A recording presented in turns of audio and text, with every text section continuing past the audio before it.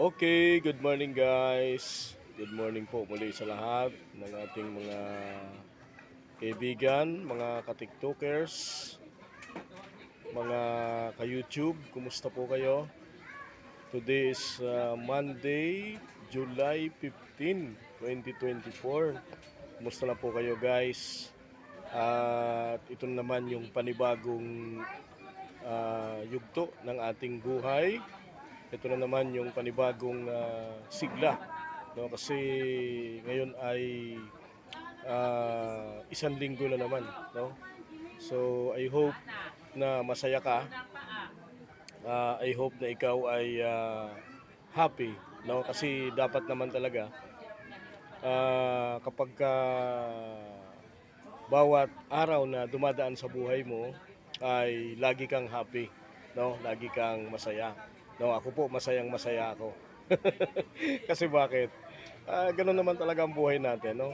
Minsan may kalungkutan, pero tandaan natin sa buhay ng bawat anak ng Diyos, no?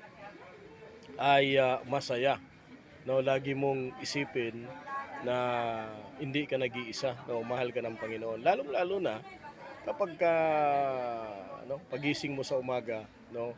Lagi mong gawin yung pasasalamat, lagi mong gawin yung pagpapasalamat sa Panginoon, and maging positibo ang buhay mo sa buong isang araw. Di ganun po, di ba? So, yun po, binabati ko po kayo ng good morning. Lahat po ng ating mga taga-subaybay, lahat po ng ating mga followers sa TikTok, sa YouTube. I'm here and welcome Plaza Mall at Senior Pure Gold at Libertad, Pasay City. Nyo itong aking pong place, no, ang ganda. Senior na Pure Gold pa. Di ba mga kaibigan? Dito po yan sa Pasay City, no? I'm Pastor JB, no?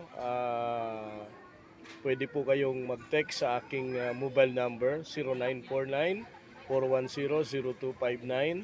I'm a pastor at the same time massage therapy, no? Binayaan po ako ni Lord dito ng maliit na pwesto, no? Para lang pagdausan ng ating hanap buhay, no? Kasi dati namamasukan ako, but salamat sa Panginoon kasi tayo ay binigyan ng pagkakataon na tayo po ay makapaghanap buhay. So to God be the glory, no? Ang daming mga blessing. Kwento ko lang muna sa inyo yung blessing na naranasan ko nitong nagdaang weekend, no? Ako po ay dumalo, no, sa revival musical crusade na dinaluhan po ng mga iba't ibang mga personalidad like ni Senator Manny Pacquiao. Although hindi ho tayo nakalapit, pero meron tayong video na in-upload natin sa YouTube, sa TikTok, sa Facebook, na nandoon po yung grabe, no? Talagang usually hindi lang si Manny Pacquiao ang sadya ko doon, hindi lang si Impoy, kung hindi magpuri, no? Sumamba sa ating buhay na Diyos. Ganun naman po talaga, di ba? Napakatindi at pinaranas ng Lord yung grabing saya, no? Pinaranas ng Lord yung grabing blessing, mga kapatid, kaya napakasaya, no? Doon po sa Cuneta Astrodome, no? Ang daming tao, no? Bagamat may bayad yung ticket, pero ang saya po namin, hindi po wala pong ang tawag dito, walang mapaglagyan yung tuwa at saya na nadarama ng mga anak ng Diyos, no? Na sa Cuneta Astrodome, talagang grabe po. No, nakakain po kami ni Mami Glo ng libre, no? Thank you kay Brother Glenn, kay Pastor Glenn ng Winners, no? Nilibre pa kami ng pagkain, no? Grabing saya po. And kahapon ay non-stop naman yung aking massage, no? Talagang pinaranas ni Lord, no? Kasi kapag kainuna mo ang Panginoon sa buhay mo, ay talagang ipaparanas ni Lord sa iyo yung mga pagpapala, no? Ipaparanas ng Diyos sa iyo yung mga biyaya, mga kaibigan. Kasi inuuna natin si Lord. Ganun po yun, mga kapatid, ano? Ayan. So, chinika ko lang po kung ano yung mga na-experience ko sa time na yan, nung weekend, kung paano pinaranas ng Panginoon yung mga biyaya, mga kaibigan.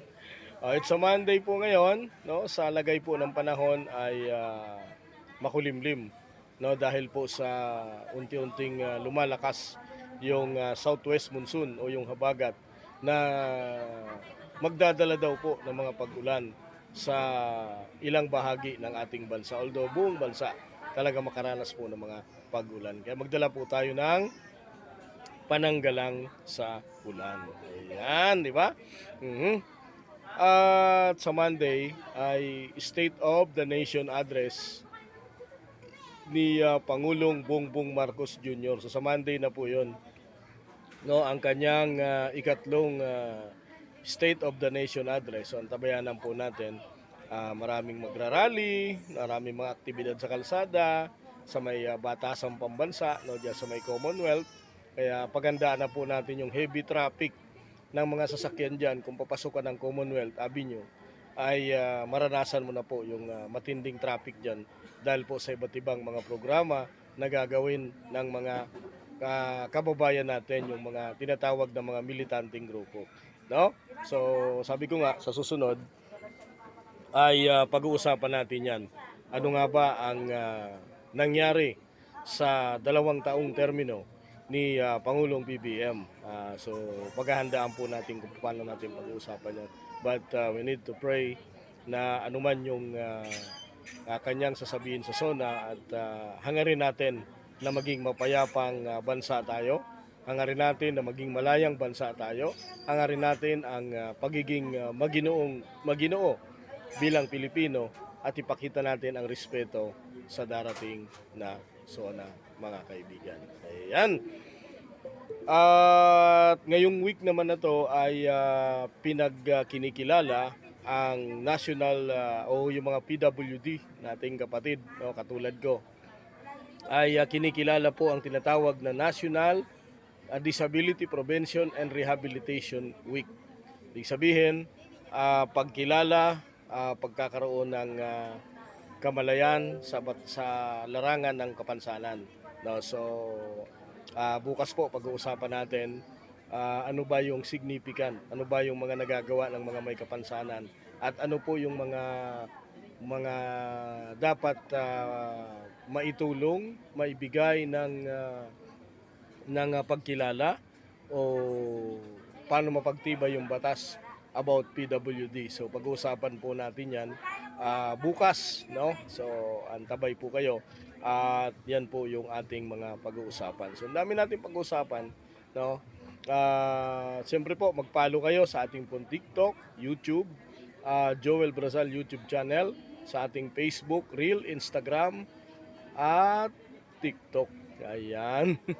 So thank you po sa mga nagpa-follow sa ating TikTok, no? Dumadami na po ang ating pong mga TikTok followers. So thank you so much. And ulit po ay invite po namin kayo dito po sa Welcome Plaza Mall at Senior Pure Gold at Libertad, Pasay City, no? At call 0949-410-0259. Ulitin ko lang, 0949-410-0259. So pag-akyat po ninyo ng second floor, no, left side, JB Wellness Blind Massage, meron din po tayong website diyan. At doon po makikita yung ating cellphone number o yung ating contact number na maaari po ninyong i-text. At kayo po ay makapasyal at Welcome Plaza Mall, Senior Pure Gold, Libertad, Pasay City. So JB Wellness Blind Massage. Ayan, mga kaibigan. So thank you so much po. Hanggang dito na lang yung ating video. And I hope, sabi ko nga, no, kapatid sa Panginoon ay kailangan mong maging masaya. Ano man yung nararamdaman mo, malungkot ka man, may mga pagsubok man, but sa pagsubok, dito mo makikita kung gaano ka kalapit sa Panginoon. So, yun nga po kinikwento ko sa inyo na ang buhay ng tao ay hindi naman permanente, no? So, makakaranas ka ng mga problema, pagsubok, but kapag ka malapit ka sa Diyos, malapit din po ang blessing. So, purihin ng Panginoon. And let us pray. Father, we thank you sa oras pong ito, Panginoon. Kami po ay nagpapasalamat sa iyo. Itinatas po namin, O Diyos, ang iyong dakilang pangalan sa umagang ito. And Lord, I pray na patuloy kang mangusap sa aming mga kapatid ano man ang kanilang pangangailangan, ano man ang kanilang naisin, Panginoon. Lord, I pray na patuloy po ang aming paglilingkod sa iyo, Panginoon. At patuloy mo kaming patawarin sa kabila ng aming mga kasalanang nagagawa. At kami rin po, Panginoon, ay handa din pong magpatawad sa mga sa kapwa po namin, Panginoon. Father, we thank you at pagpalain niyo po ang lahat ng mga business, pagpalain niyo po ang lahat ng mga negosyo, Panginoon. Malaki man o maliit, O Lord, ay pagpalain mo. And Lord, I pray, Panginoon, sa mga may sakit, mga may karamdaman, hipuin mo ang kanilang mga pangangatawan ng kanilang mga puso, Panginoon, na sila po ay gumaling sa kanila pong karamdaman. Father, we thank you at pangunahan mo rin po ang aming pong bansa sa pangunguna po ng aming pong minamahal na Pangulo, Ferdinand Marcos Jr. at ang lahat po ng mga leader ng aming bansa, Panginoon, ay ikaw po, Panginoon, ang siyang mag-ingat sa amin. And Lord, I pray to all the leaders to my country, Panginoon, the pastors and leaders, at lahat po, Panginoon, na nasasakupan ng aming bansa.